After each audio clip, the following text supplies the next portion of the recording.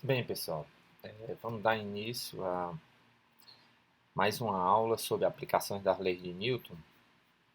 Nesse caso, nós vamos estudar a resistência de um fluido e velocidade terminal.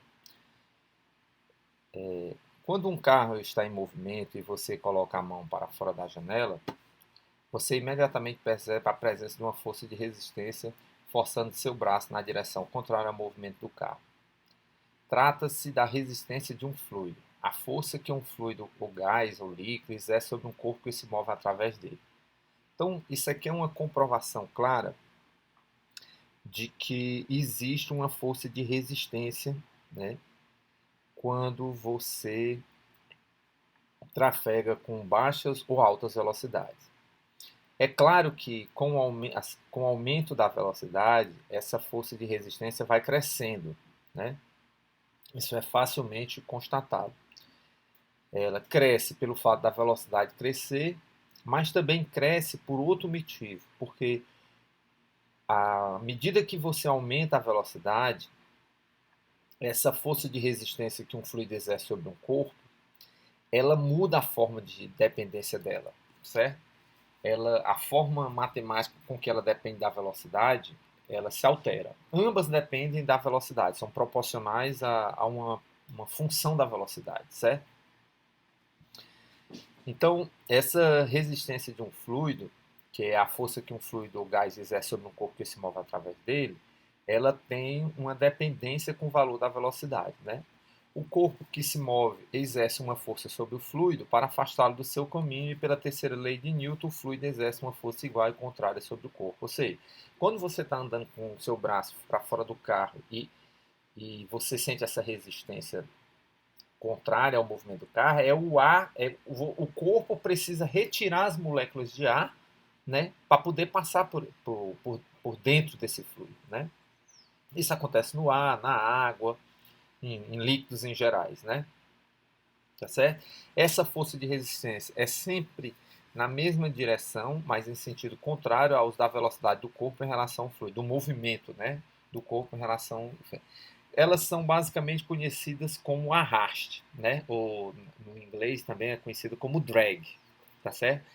Essas, essa força, que é uma força de atrito, ela é do tipo kV, uma constante vezes a velocidade, quando as velocidades são baixas, e ela é do tipo dv ao quadrado quando as velocidades são altas, tá certo?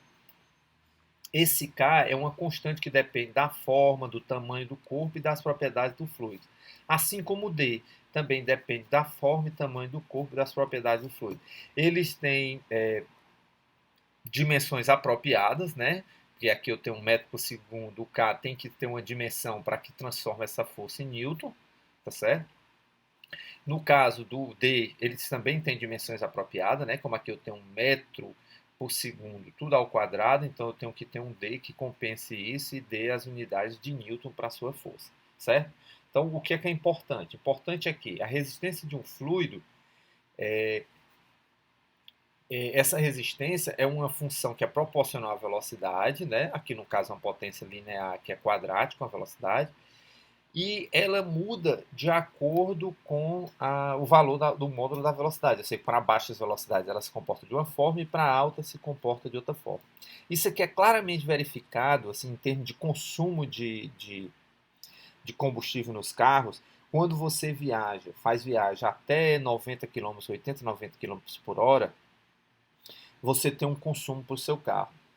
Quando você viaja com velocidade acima de 100 ou 120, você tem outro consumo. Essa diferença de consumo, ela não cresce linearmente. Por quê? Porque você muda a forma da resistência do fluido, certo? Você passa de uma componente linear e passa para uma componente quadrática. Então isso aqui causa um aumento abrupto no consumo de combustível quando você viaja em baixas ou altas velocidades, certo? Essa resistência de um fluido está relacionado com uma velocidade terminal. Por quê? Porque se você imaginar que quando vamos aqui para um caso que você joga uma pedra na água, você joga uma pedra na água, à medida que essa pedra vai descendo de direção ao fundo do lago, a sua velocidade vai crescendo. Por quê? Porque você tem uma componente mg, você tem uma componente da gravidade, um peso, uma força puxando essa pedra. Certo? Se você tem uma força puxando essa pedra, se você escrever a equação para o início do movimento, você vai ter que a somatória das forças em y igual a massa vezes a aceleração em y. A força de atrito é menor do que o peso, tá certo?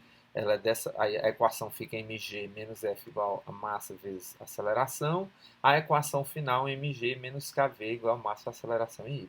Mas perceba que à medida que essa aceleração g vai atuando sobre a pedra, a sua velocidade vai crescendo e esse termo vai crescer. Esse termo vai crescer até um momento em que ele for igual a mg. Quando isso ocorrer, é o que a gente considera passar do tempo, você vai ter que o somatório das forças em y igual a zero. Ou seja, nesse caso, a partir desse momento, a sua aceleração é igual a zero e o corpo desce com uma velocidade constante. Que velocidade é essa? Chamada de velocidade terminal.